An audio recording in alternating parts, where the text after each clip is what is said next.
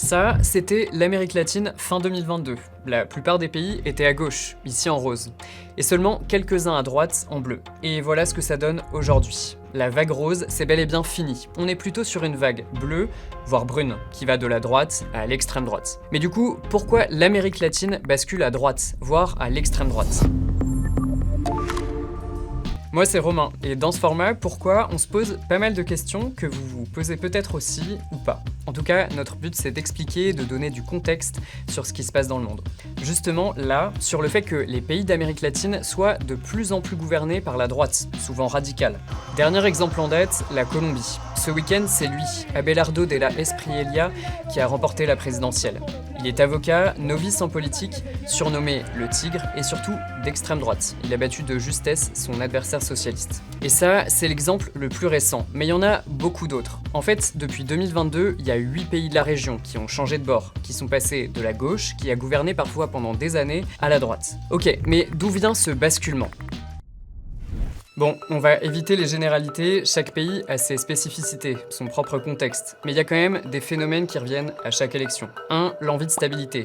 2. La politique des États-Unis. Et 3. Les réseaux sociaux. Sur Insta, par exemple, le vainqueur colombien, alias le Tigre, se met en scène et annonce qu'il veut étriper la gauche. Autre animal, El León, le lion. Javier Milei, le président de l'Argentine. Lui a opté pour l'outfit rockstar pour récolter les likes. Et dernier exemple de ces présidents ultra connectés, celui du Salvador, Nayib Bukele. Il s'auto-présente comme le dictateur le plus cool du monde. Sur Insta, il a en tout cas 12 millions d'abonnés, 2 fois plus que le nombre d'habitants de son pays. Bref, ça peut faire sourire, mais c'est une approche très pragmatique de leur part. Les campagnes politiques se passent de plus en plus en ligne. Avec ces vidéos, parfois virales, ces candidats suscitent de l'émotion, surtout chez les jeunes électeurs. Et leurs discours contestataires, qui surfent sur la peur, infusent. Le fait que ces candidats soient souvent d'extrême droite n'est plus forcément un repoussoir, mais plutôt une force, un signe de contestation. À chaque fois, le discours est sensiblement le même. Les précédents gouvernements de gauche n'ont rien fait contre la corruption, l'inflation, la pauvreté, la sécurité, comme ici en Colombie. Qu'on se le dise, on veut du changement. La gauche a eu 4 ans pour faire ses preuves, mais il n'y a pas eu de grands changements. On en est toujours au même point et il y a toujours de la corruption. Bref, ces thèmes, les candidats en question surfent dessus et promettent d'y mettre fin. Et puis, ils sont soutenus par quelqu'un. Lui, Donald Trump. Apparemment, c'est une personne à lion et à tigre. Enfin, en tout cas, il s'entend très bien avec les présidents argentins et colombiens, et aussi chiliens, salvadoriens, bref, tous ceux qui partagent ses idées. Bon, mais tous ne sont en fait pas exactement sur la même ligne. Donc, de quelle droite parle-t-on ?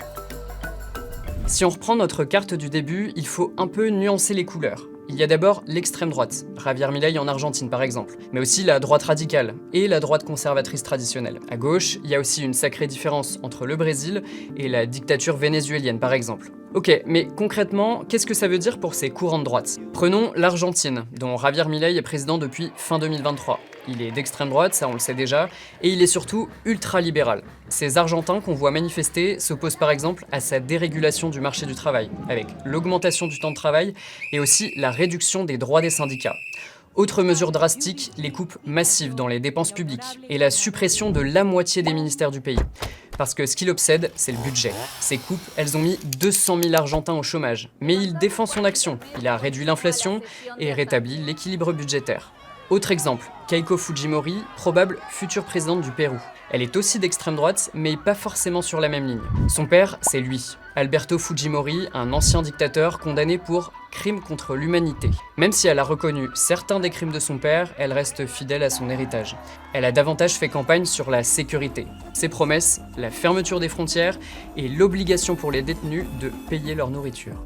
Bref, vous avez vu, la vague rose dont on parlait en Amérique latine il y a quelques années, c'est bel et bien du passé. On est plutôt sur une vague bleue, voire bien brune. En cause, l'inflation, la mauvaise situation économique dont les gouvernements de gauche précédents sont tenus responsables par leurs adversaires de droite, souvent radicales. Et pour persuader les électrices et les électeurs, ces mêmes figures de la droite surinvestissent les réseaux sociaux et profitent du soutien des États-Unis. C'est un vaste sujet, mais on s'arrête là pour cette fois. Si vous avez des questions, des remarques, dites-le nous en commentaire. À plus!